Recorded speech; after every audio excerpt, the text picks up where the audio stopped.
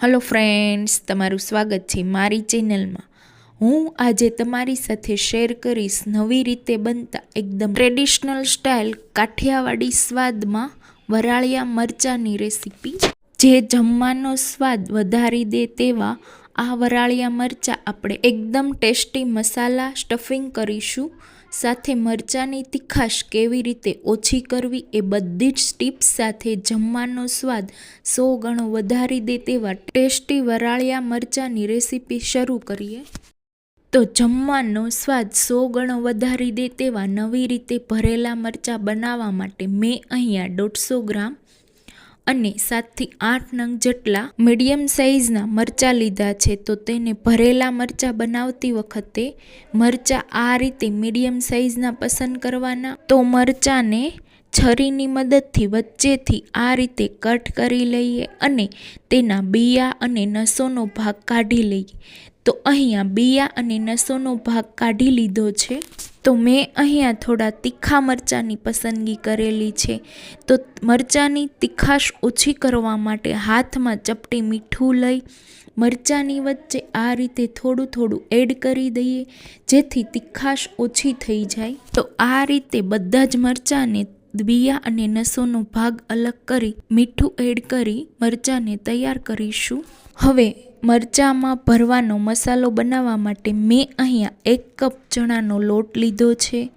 હવે તેમાં આપણે મસાલાને અડધી ચમચી હળદર પાવડર, 1 ચપટી હિંગ, 1 ચપટીથી થોડો ઓછો અજમાને હાથથી ક્રશ કરીને એડ કરી દઈએ। તો મસાલામાં થોડી હિંગ અને અજમો એડ કરવાથી તે પચવામાં હળવો રહે છે।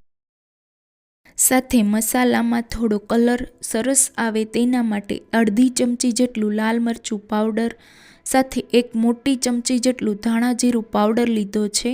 તો આ મસાલામાં ધાણા જીરુંનું પ્રમાણ વધારે હોય તો સ્વાદ સારો આવે છે। સાથે સ્વાદ પ્રમાણે મીઠું, મસાલામાં થોડો ખાટો મીઠો સ્વાદ દેવા માટે 1 મોટી ચમચી ખાંડ, સાથે 2 મોટી ચમચી જેટલો લીંબુનો રસ એડ કરી દઈશું। અને હવે આપણે 3 મોટી ચમચી જેટલું તેલ એડ કરવાનું છે। સાથે 1/4 કપ જેટલા કોથમીરના પાન એડ કરી બધી જ વસ્તુને સારી રીતે મિક્સ કરીશું। તો આ મસાલો આપણે થોડા તીખા મરચાંમાં ભરવાનો છે, એટલે તમારે ખટાશ અને ગળાશ થોડી ચડિયાતી હશે તો ખાવાની ખૂબ જ મજા આવશે। સાથે મસાલામાં પાણી એડ નથી કરવાનું। તો તમે જોઈ શકો છો મસાલો એકદમ સારી રીતે ભળી ગયો છે। તો તમે આ મસાલાને થોડો હાથમાં લઈને પ્રેસ કરશો એટલે બાઇન્ડ થઈ જશે। તો એ રીતે આપણે મોણને એડ કરવાનું છે। જો તમને વધારે જરૂર પડે તો તમે તેલ એડ કરી શકો છો। તો આ રીતે આપણે મસાલાને પરફેક્ટ કરી લેશું। તો તૈયાર થયેલા મસાલાને મરચાંમાં મસાલો થોડો દબાવીને ભરી દઈએ અને હવે આ રીતે બધા જ મરચાંને આપણે તૈયાર કરી લઈએ। હવે અહીંયા મેં એક કાણાવાળી પ્લેટ લીધી છે, તેને થોડા તેલથી ગ્રીસ કરી દઈશું। હવે મસાલાની સાથે ભરેલા મરચાંને આપણે પ્લેટમાં રાખી દઈએ। તો અહીંયા ચણાના લોટને મેં મસાલા શેક્યા વગર જ બનાવ્યો છે, એટલે આપણે લોટને કાચો સ્વાદ ન આવે એના માટે આપણે મરચાંને સ્ટીમ કરવાના છે। તો અહીંયા મેં ઢોકળિયામાં 2 કપ જેટલું પાણી ગરમ કર્યું છે। હવે તેના ઉપર આપણે કાણાવાળી પ્લેટને રાખી દઈએ અને ઢાંકણ બંધ કરીને મીડિયમ ટુ હાઈ ગેસની ફ્લેમ પર મરચાંને ફક્ત 6 થી 7 મિનિટ માટે સ્ટીમ કરી લઈએ। તો ચણાના લોટને આપણે શેકવાની ઝંઝટ વગર આ રીતના એકદમ ફટાફટ બનાવી શકીએ છીએ। તો લગભગ 7 મિનિટ પછી ઢાંકણ ખોલી લઈએ અને ભરેલા મરચાંના સ્ટફિંગને છરીના મદદથી ચેક કરીએ તો છરી એકદમ ક્લીન બહાર આવે છે, મીન્સ કે આપણા ભરેલા મરચાં એકદમ પરફેક્ટ રીતે કૂક થઈ ગયા છે। તો મરચાંને આપણે ઠંડા કરવા રાખી દઈએ। હવે મરચાંનો સ્વાદ 100 ગણો વધારવા માટે એક વઘાર કરવા માટે 2 મોટી ચમચી તેલ કડાઈમાં એડ કરીશું। સાથે 1 મોટી ચમચી રાઈ, 1 ચમચી સફેદ તલને એડ કરી સાતળી લઈએ।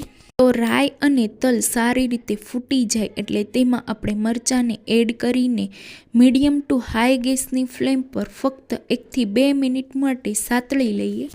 અહીંયા મરચાંને આપણે ઓવરકુક નથી કરવાના. લગભગ 2 મિનિટ જેવું થઈ ગયું છે અને મરચાં આપણા સારી રીતે સતળાઈ ગયા છે. તો હવે ગેસ બંધ કરી દઈએ. તો જમવાનો સ્વાદ 100 ગણો વધારે તેવા એકવાર નવી રીતે આ ભરેલા મરચાંને જરૂર ટ્રાય કરજો. બધાને બહુ જ ભાવશે.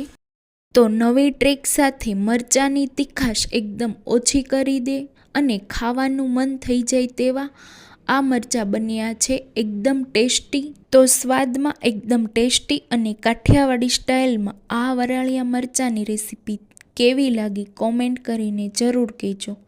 તમને આજનો મારો વિડીયો ગમે તો વિડીયોને લાઇક કરજો અને વધારેમાં વધારે શેર કરજો. આવી જ ટેસ્ટી અને સ્વાદિષ્ટ રેસીપી જોવા માટે મારી ચેનલને સબસ્ક્રાઈબ કરજો. તો થેન્ક્સ ફોર વોચિંગ.